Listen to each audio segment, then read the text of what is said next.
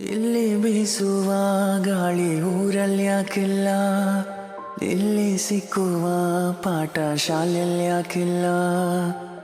ನರಮನುಷ್ಯ ಕಲಿಯಲ್ಲ, ಒಳ್ಳೆಯದು ಉಳಿಸಲ್ಲ, ಅವ ನಡೆಯೋ ದಾರಿಲಿ ಗರಿಕೇನೂ ಬೆಳೆಯಲ್ಲ. ಜಗ ನಡೆಯಲು ಕಾರಣ ನಾವಲ್ಲ, ಅದನೆಂದಿಗೂ ಮನುಜನು ತಿಳಿಯಲ್ಲ.